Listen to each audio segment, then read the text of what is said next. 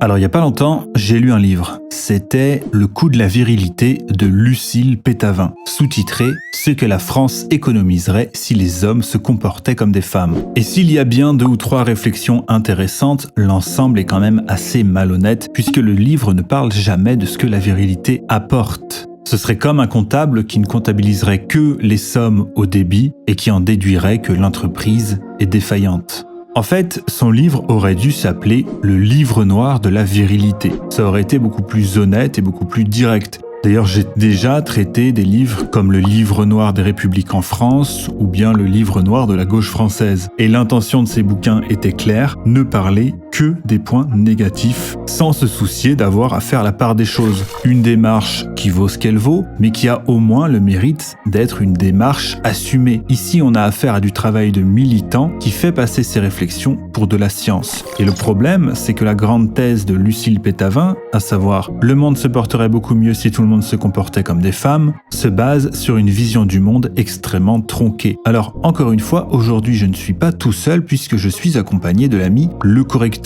qui a partagé avec moi le plaisir infini de lire ce livre qui nous aura au moins bien fait rigoler. Alors avant de commencer, je vous rappelle que vous pouvez vous abonner si c'est pas déjà fait, mettre un pouce et pourquoi pas me soutenir sur Tipeee si vous aimez mon travail.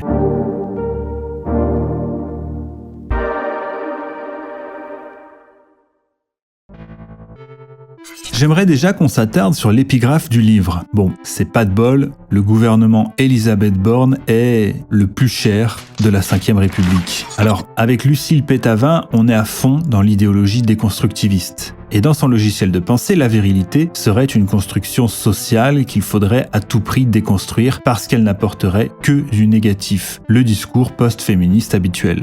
Le point de départ de Lucile Pétavin, c'est d'avoir remarqué que la plupart des comportements asociaux sont perpétrés par des hommes. Et elle estime les coûts des comportements virils à 95,2 milliards d'euros par an. Et comme elle nie toute possibilité d'une explication physiologique, naturelle ou biologique, elle va essayer de tout imputer à des constructions culturelles et à des habitudes induites par l'éducation. Les hommes seraient violents et les femmes plus douces à cause de l'éducation qu'ils reçoivent. Mais le problème, c'est que tout son raisonnement est fallacieux.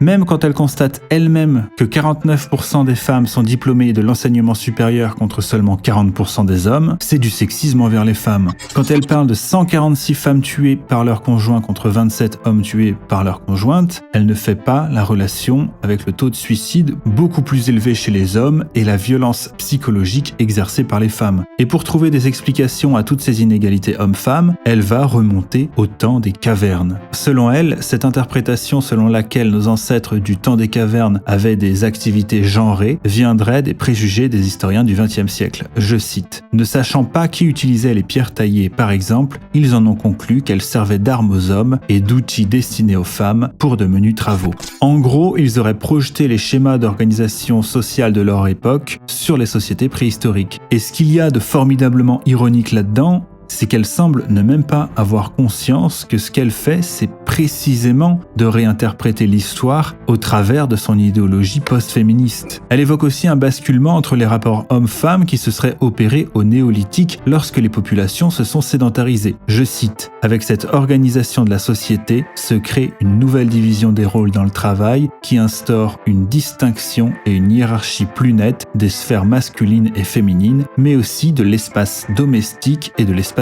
public. La notion de virilité prend alors corps à la fin du néolithique. » Elle va jusqu'à dire que le gabarit des femmes serait plus petit parce que les hommes les privaient de nourriture en leur faisant subir des violences. Une théorie farfelue qui a largement été démentie depuis. Ensuite, dans ses tentatives de chercher des réponses culturelles à l'agressivité masculine, elle va tenter de nier la part biologique en minimisant l'impact de la testostérone. Après tout, les femmes en produisent aussi, 8 à 10 fois moins, mais effectivement, elles en produisent aussi. Et en prétextant que, je cite, « la sécrétion de l'hormone peut être autant associée à des comportements agressifs qu'à des comportements altruistes. » Et justement, on aurait bien aimé qu'elle nous parle de ces comportements altruistes et positifs.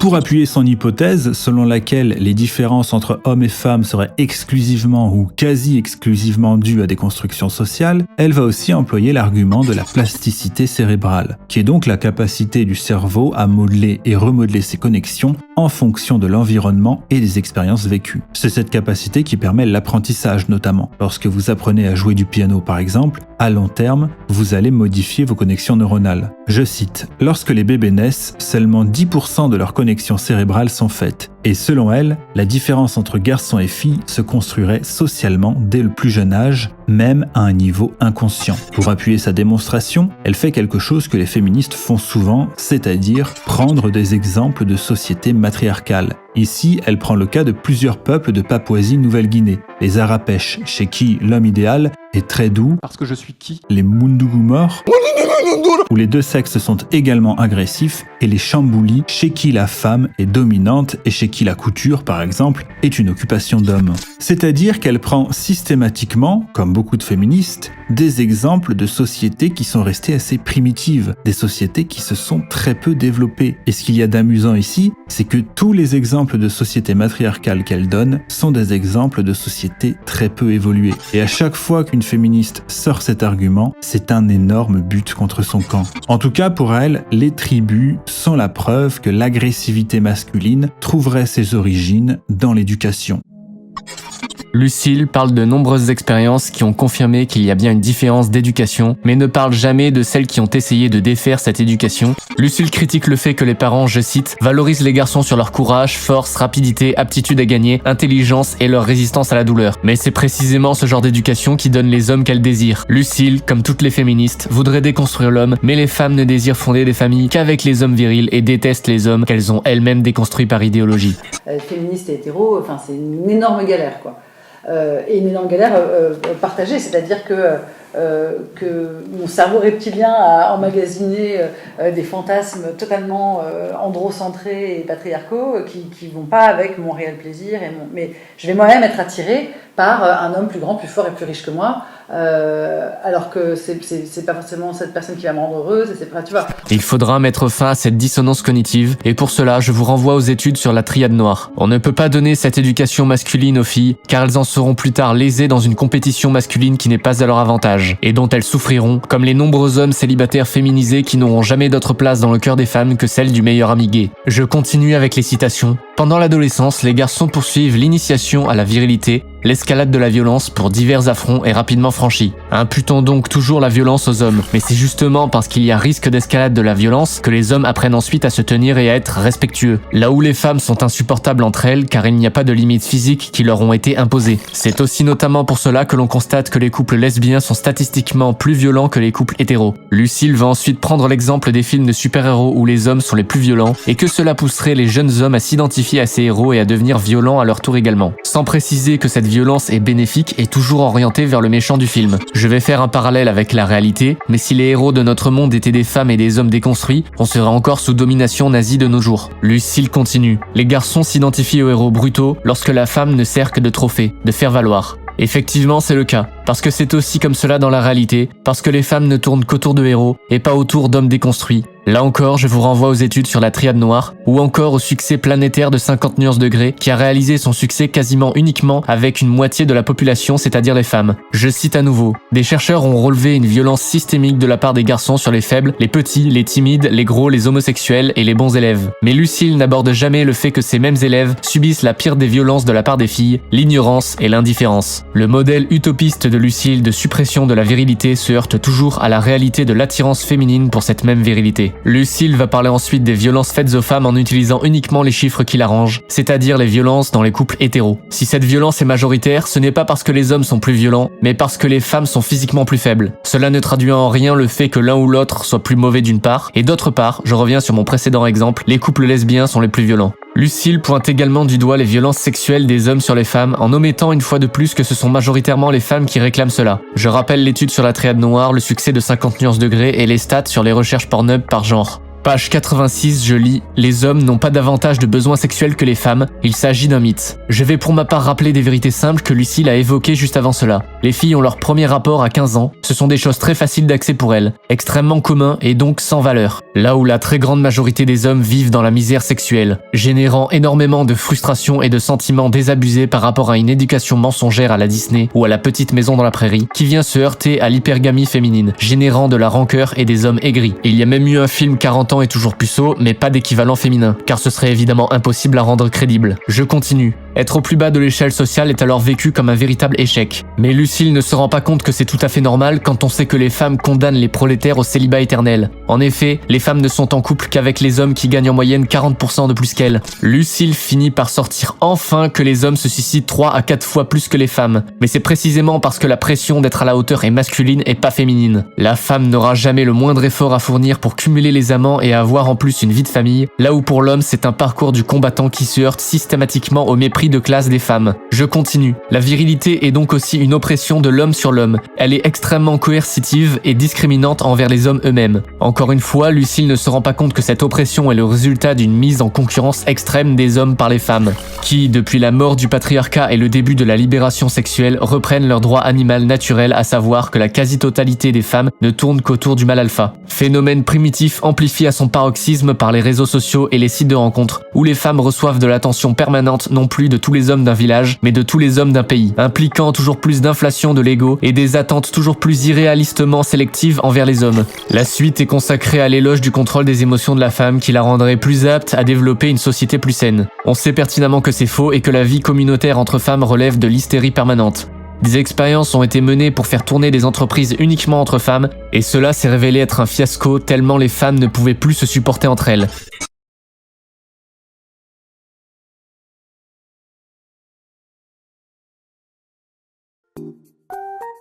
Bonjour, c'est Modin Tapin, le plus intersectionnel de tous les modins. Alors, en lisant ce livre, j'ai remarqué 2-3 petites choses qui vont pas du tout. Déjà, l'autrice dissimule assez mal ses intentions quand elle dit, je cite, « Certains partis politiques voudraient mettre en avant les origines ethniques des délinquants. Nous ne les entendons pourtant pas mettre en avant le sexe des délinquants en général. » En fin de compte, ce livre, sous couvert de féminisme, est en fait un ouvrage de propagande raciste. Et je vais vous expliquer pourquoi. En vérité, derrière le mot « homme » se dissimule en fait le mot « arabe », ce qui est tout à fait révoltant. Moi, je ne cautionne pas ça. Déjà, quand elle parle du coût de la virilité, elle évoque cette habitude qu'ont certains hommes à prouver leur virilité en accomplissant des actions dangereuses, parfois au détriment de la sécurité d'autrui. C'est ce que font les fachos également.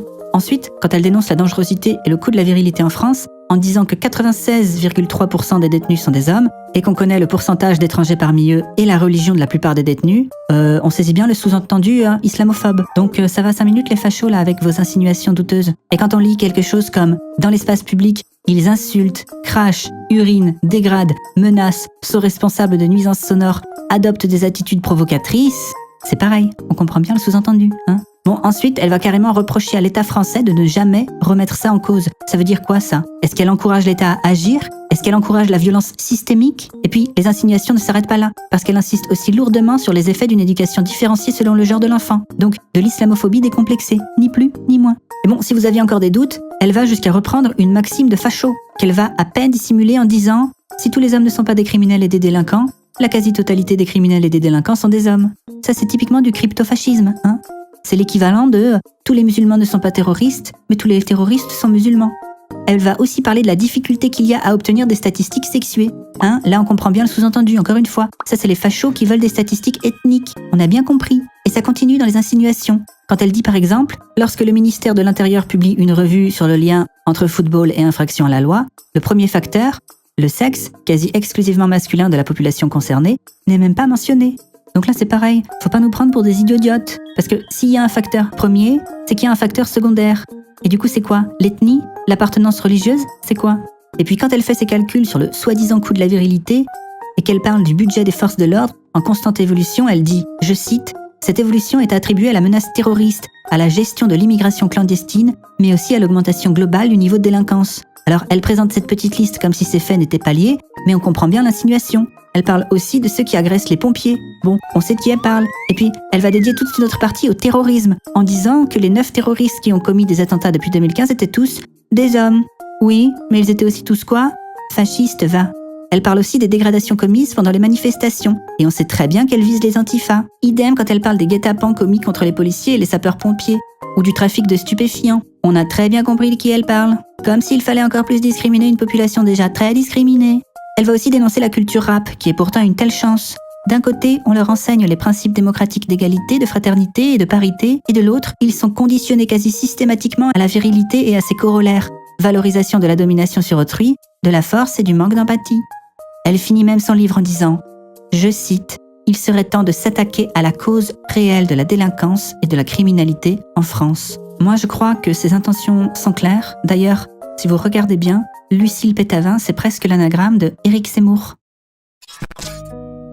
Si je devais conclure, je dirais que la virilité disparaîtra le jour où les femmes mettront en place par leur propre choix une sélection naturelle des hommes les moins virils et ne fonderont des familles qu'avec ces hommes-ci, élevant donc à leur tour des enfants moins virils. Or, ce n'est pas près d'arriver, puisque plus les femmes ont le choix, plus elles choisissent une extrême minorité d'hommes toujours plus virils. Les femmes délaissent les gentils garçons et les bons élèves au profit de psychopathes et de pervers narcissiques dont elles se plaignent tout le temps. Bref, ce bouquin est un brouillon à charge contre les hommes et qui ne tient compte que de ce qui l'arrange pour entretenir son récit féministe utopiste déconstructiviste. Lucille parle du coût de la virilité sans jamais parler des bénéfices. Une société saine est une société constituée de familles, où chaque homme est un père de famille. Pour revenir à cela, il faudrait revenir à une société patriarcale que les féministes détestent autant que ce qu'elles chérissent la liberté et la concurrence sexuelle pour laquelle elles bataillent depuis tant d'années, qui réduit les hommes à la solitude et les femmes à la dépravation servie sur sauce de working girl célibataire quarantenaire entretenue par la propagande capitaliste qui finance ce même féminisme.